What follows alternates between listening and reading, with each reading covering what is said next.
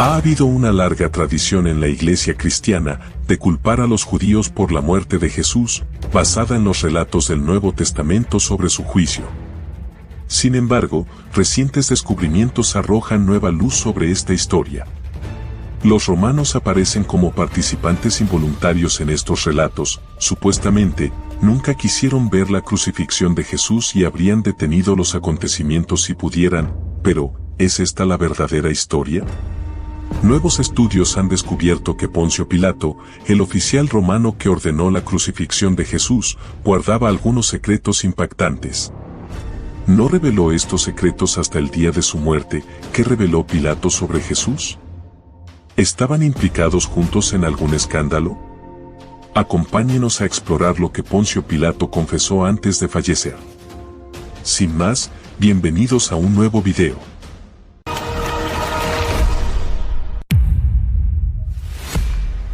Justo antes de que Cristo fuera clavado en la cruz, el sumo sacerdote rompió su silencio sobre Jesús, revelando conocimientos aterradores. ¿Qué dijo exactamente y por qué es tan importante?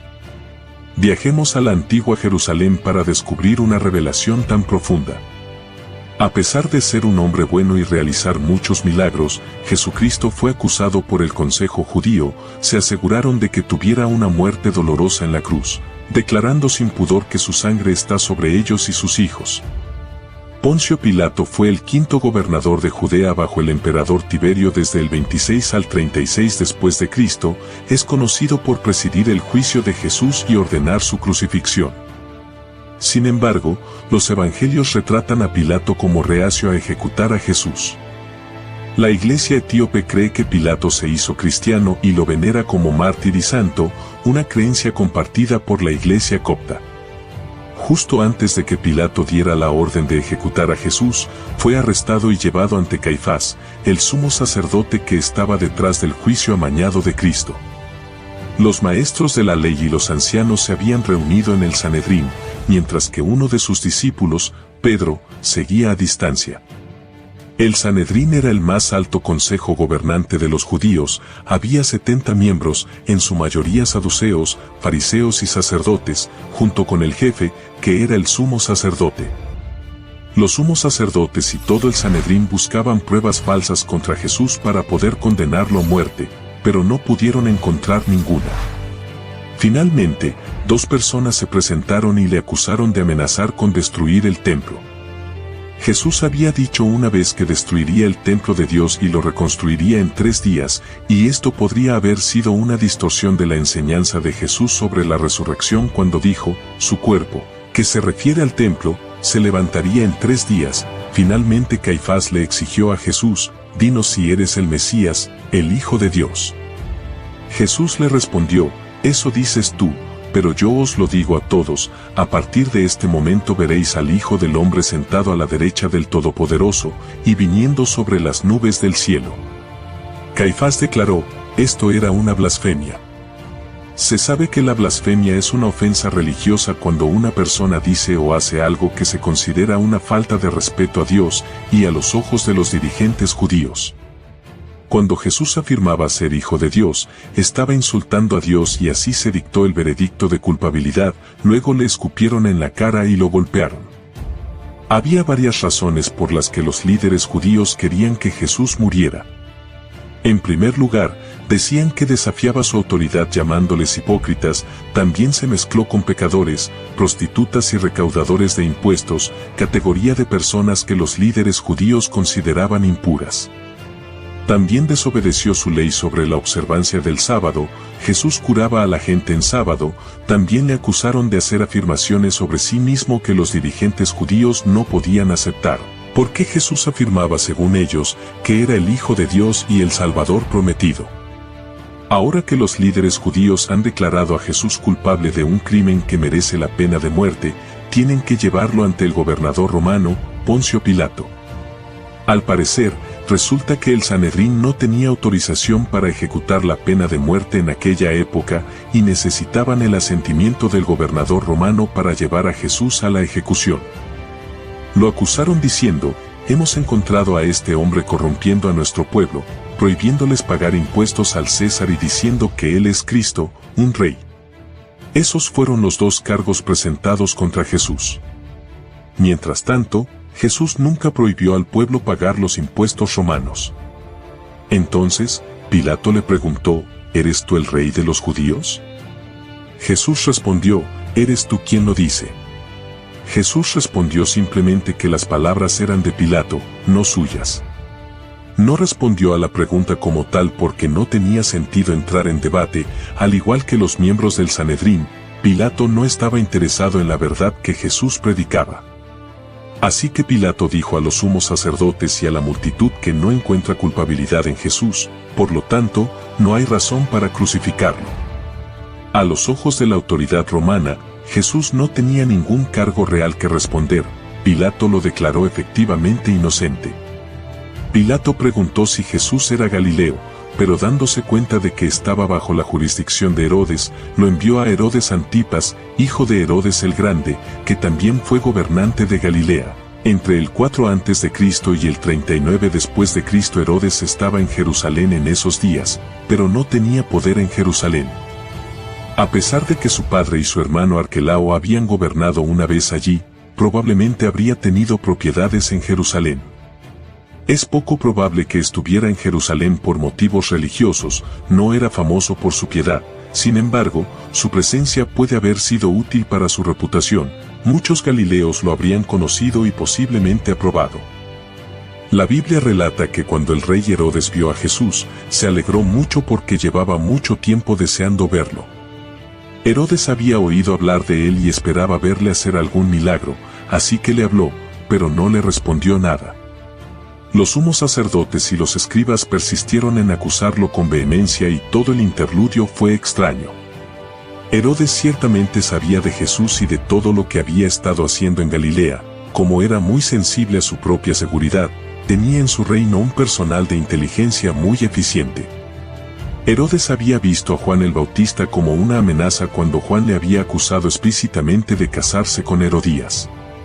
Aunque Herodes no era moralmente sensible, sin duda reconocía que muchos galileos se oponían a su matrimonio, no solo por razones morales, sino también por razones políticas. Sin embargo, nunca se había movido para arrestar a Jesús, a pesar de que los fariseos le dijeron que quería matarlo, y ciertamente no tenía ningún interés religioso en Jesús, simplemente sentía curiosidad.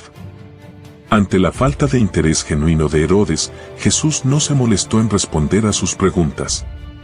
Herodes, con sus oficiales, lo humilló y se burló de él y poniéndole un gran manto alrededor, lo envió de vuelta a Pilato. Jesús había tratado a Herodes con desdén, Herodes trató a Jesús con desprecio.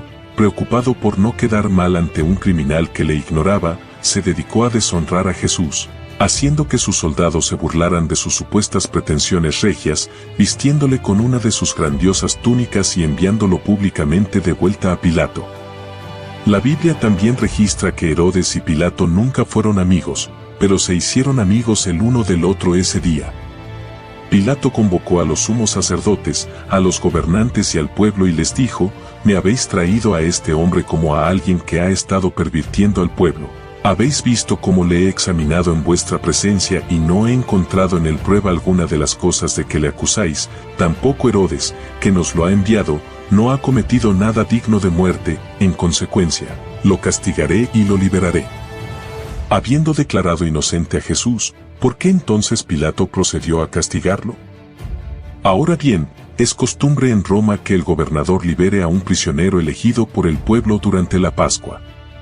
Entonces Pilato preguntó al pueblo, a quien debía poner en libertad entre el conocido terrorista llamado Jesús Barrabás y Jesucristo el Mesías, pues sabía que a Jesús se lo había traído la gente por envidia. Dijo, ¿a cuál queréis que os suelte, a Barrabás o a Jesús llamado Cristo? El Evangelio de Mateo relata que mientras Pilato estaba sentado en el tribunal, su mujer le envió un mensaje advirtiéndole que no tuviera nada que ver con el hombre inocente, Jesús, porque dijo que sufrió mucho en su sueño por su culpa. De hecho, la decisión de Pilato no satisfizo a los sumos sacerdotes ni a los ancianos, querían algo más que recuperar su honor, querían a Jesús muerto. Su deseo de la sangre de Jesús habría explicado por qué habían reunido una pequeña multitud de otras personas. Se introdujo un elemento de distracción en el juicio, que fue la súplica de los líderes y de la multitud adicional por la liberación de Barrabás. Irónicamente, estaba condenado por el mismo presunto delito de Jesús, la insurrección, así como por el delito de asesinato, aunque en su caso los delitos eran reales. Sin embargo, ¿por qué iba Pilato a poner en libertad a un hombre al que ya había declarado culpable? ¿Y por qué los sumos sacerdotes y los ancianos clamaban por su liberación? Queriendo liberar a Jesús, Pilato les volvió a hacer la pregunta, pero ellos gritaron, «Crucifícalo, crucifícalo». Era la primera vez que se mencionaba explícitamente la crucifixión en alguno de los juicios. Una tercera vez les dijo, ¿por qué? ¿Qué ha hecho mal? No he encontrado nada en el que merezca la muerte, así que lo castigaré y lo liberaré. Era una referencia a la inocencia de Jesús, era un elemento importante de su mensaje, pero ellos insistieron más enérgicamente exigiendo que fuera crucificado y sus gritos prevalecieron. Poncio Pilato, sin otra opción, decretó entonces que se accediera a su demanda. Tomó un poco de agua, se lavó las manos delante de ellos para demostrar que no tiene nada que ver en su muerte, puso en libertad al hombre encarcelado por motín y asesinato, Barrabás, como ellos pedían y les entregó a Jesús a su gusto. ¿Pero era Jesús culpable de esos crímenes? Como hemos mencionado antes, Jesucristo fue acusado de cometer algunos delitos por el Consejo Judío. ¿Realmente quebrantó esas leyes? ¿Y por qué las rompió según ellos? En sábado, cuando Jesús entró en la sinagoga, los fariseos y los maestros de la ley buscaban un motivo para acusarle, así que le observaban atentamente para ver si sanaba en sábado, y le preguntaban, ¿es lícito sanar en sábado? En Marcos y Lucas, es Jesús quien pregunta si es lícito curar en sábado, a modo de respuesta en el Evangelio de Mateo, apelando al sentimiento humano de sus oyentes, y les dijo, si alguno de vosotros tiene una oveja y se le cae en un pozo en sábado, ¿no la cogeréis y la sacaréis? ¿Cuánto más valioso es un hombre que una oveja? Por tanto, es lícito hacer el bien en sábado. Entonces le dijo al hombre, extiende la mano, así que la estiró y quedó completamente restaurada, tan sana como la otra, según el relato de Marcos. Los fariseos salieron entonces y comenzaron a conspirar con los herodianos, sus enemigos naturales, buscando cómo podrían matar a Jesús. Los evangelios recogen varias ocasiones en las que Jesús realizó una curación en sábado. En la mayoría de esos casos, la curación fue seguida de un enfrentamiento con los líderes religiosos. En otro pasaje, Lucas 4:38 al 41, Jesús cura después de enseñar en la sinagoga en sábado, pero no se registra ningún enfrentamiento, ya que el milagro se realizó en una casa privada. Jesús conocía las reglas de los fariseos con respecto al sábado, así que ¿por qué decidió sanar en ese día? Jesús no estaba violando la ley de Dios cuando sanó en sábado, seguramente actuaba en contra de la interpretación de los fariseos sobre la ley y en contra de sus normas particulares. Mateo 5:17 dice, no penséis que he venido a abolir la ley o los profetas, no he venido a abolirlas, sino a cumplirlas. La razón fundamental por la que Jesús curaba en sábado era que la gente necesitaba su ayuda. Jesús curaba en sábado para revelar la hipocresía de la religión de los fariseos. En 3 pasajes en los que la curación de Jesús condujo a una confrontación, Jesús hace referencia a cómo los judíos trabajaban en sábado cuidando de sus animales y ese trabajo era sancionado por los fariseos. En una sociedad agraria, el cuidado de los animales era una parte importante de un día normal. Jesús señala su disposición a trabajar en sábado para ayudar a un animal. ¿No desata cada uno de ustedes en sábado su buey o su asno del establo y lo saca para darle de beber? Lucas 13:15, y les reprocha con razón su hipocresía por negar la ayuda a una hija de Abraham en el versículo 16. Cuando Jesús curó en sábado, también estaba desafiando a los líderes religiosos con la cuestión de hacer el bien o el mal en sábado. ¿Qué es lícito en sábado? Hacer el bien o hacer el mal, salvar la vida o matar, Marcos 3:4. Los dirigentes guardaron silencio y se negaron a responder. Su curación les dio la respuesta, hacer el bien y salvar la vida es lícito, incluso en sábado. Usar la regla del sábado para hacer el mal o para matar es una perversión impía de la ley. Otra razón por la que Jesús sanó en sábado fue para recordar a la gente por qué Dios instituyó el día de descanso sabático. El sábado estaba destinado a beneficiar a la gente tanto como a glorificar a Dios. Marcos 2:27 dice, el sábado fue hecho para el hombre, no el hombre para el sábado. El sábado ayudaba a la gente a recuperarse tras una semana de trabajo y a reorientar su atención de la rutina diaria hacia Dios. Por lo tanto, la curación de Jesús en sábado era muy compatible con el propósito de Dios para el sábado. Su obstinación es un buen recordatorio para nosotros de nuestra necesidad de examinar nuestras creencias y asegurarnos de que son bíblicas y están en consonancia con la palabra de Dios. También se acusó a Jesús de afirmar que destruiría el templo y lo reconstruiría en 3 días. ¿Qué quiere decir con esta afirmación? Parece una acusación muy grave. Si Jesús amenazara con destruir el templo sagrado, estaría cometiendo una blasfemia que merece la pena de muerte. También sería descubierto como un fraude. ¿Jesús realmente dijo esto o era mentira? Bueno, Él lo dijo en los Evangelios. Jesús dice muchas veces a sus discípulos y a otros que moriría y resucitaría de entre los muertos. Jesús sabía cuál era su misión. Sus discípulos pensaban que era el Mesías prometido y que reinaría en el trono del rey David en Jerusalén para siempre. Solo esperaban que Jesús derrocara a los romanos y recuperara el trono, pero no lo entendieron del todo. Jesús era el Mesías prometido y reinaría en un trono en un reino para siempre, pero se ganaría su trono muriendo, no matando a nadie. ¿Qué significa que Jesús comiera con los pecadores? Poco después de llamar a Mateo para que le siguiera, Jesús comió con muchos recaudadores de impuestos y pecadores en casa de Mateo. Mateo había sido recaudador de impuestos y estos pecadores eran sus amigos y conocidos, que ahora pasaban tiempo con Jesús. Mateo quería presentar a Jesús a la gente de su círculo social, los escribas y los fariseos, que despreciaban a los recaudadores de impuestos, se quejaron. Pero las acciones de Jesús al pasar tiempo con los pecadores estaban en perfecta consonancia con su misión de buscar y salvar a los perdidos. En la época de Jesús, los rabinos y otros líderes espirituales gozaban de un amplio respeto y gozaban de gran estima en la sociedad judía. Casi todo el mundo admiraba a los fariseos, eran estrictos, cumplidores de la ley, eran los guardianes de la tradición y eran ejemplos de piedad. En su elevada posición evitaban a quienes consideraban pecadores, a quienes no seguían su sistema de normas.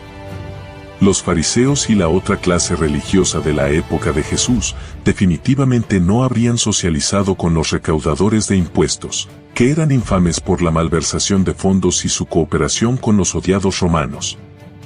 Jesús eligió comer con los pecadores, porque necesitaban saber que el arrepentimiento y el perdón estaban a su alcance.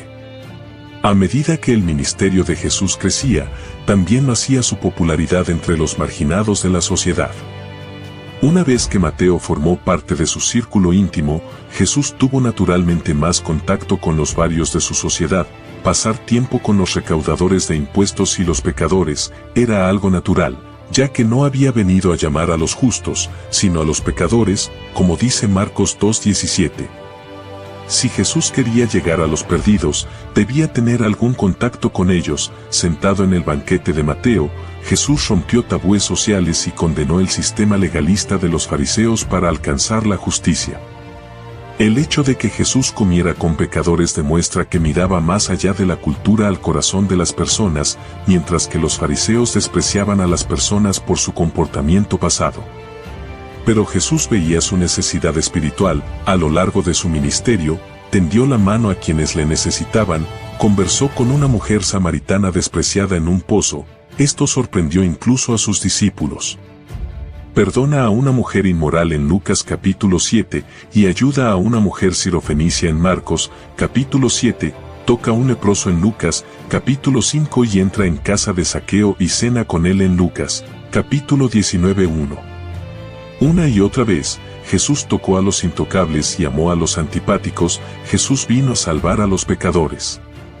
La tradición, las bandas culturales y el señor fruncido de unos pocos no importan cuando está en juego el destino eterno de un alma. Juan 3:17 dice, Dios no envió a su Hijo al mundo para condenar al mundo, sino para salvar al mundo por medio de él. Jesús tuvo compasión y buscó satisfacer las necesidades de los que le rodeaban. Al compartir la palabra de Dios, Jesús comía con los pecadores y pasaba tiempo con ellos viendo todo esto. Sin duda, los pecadores se sintieron inspirados a conocerle mejor, reconocieron a Jesús como un hombre justo, un hombre de Dios, los milagros que hizo lo atestiguan y vieron su compasión y sinceridad. Jesús no dejó que el estatus social o las normas culturales dictaran sus relaciones con la gente, como buen pastor buscó a las ovejas perdidas donde quiera que se hubieran extraviado. Cuando Mateo organizó la cena, Jesús aceptó la invitación, fue una oportunidad maravillosa para compartir las buenas nuevas del reino con quienes más necesitaban oírlas. Fue criticado por sus acciones por los santurrones legalistas de su tiempo, pero no se desanimó por sus críticas. A diferencia de los fariseos, Jesús no exigía que la gente cambiara antes de acudir a él las buscaba, se encontró con ellos allí donde estaban y les extendió la gracia en sus circunstancias. De nuevo en la historia de la mujer sorprendida en adulterio, Jesús enseña el amor y el perdón. Jesús estaba enseñando en el templo. Después de venir del Monte de los Olivos, un grupo de escribas y fariseos se enfrenta a Jesús interrumpiendo su enseñanza, traen a una mujer acusándola de cometer adulterio, alegando que fue sorprendida en el acto mismo. Le dicen a Jesús que el castigo para alguien como ella debería ser la lapidación como está en la ley mosaica. Cuando los acusadores de la mujer continuaron su desafío, en lugar de caer en su trampa legalista, Jesús se agachó en silencio y empezó a trazar con el dedo en la arena. Y afirma que el que esté libre de pecado es el que debe arrojarle la primera piedra. Los acusadores y congregantes se marcharon, dándose cuenta de que ninguno de ellos está libre de pecado y dejan a Jesús a solas con la mujer. Jesús pregunta a la mujer si alguien la ha condenado y ella responde que no.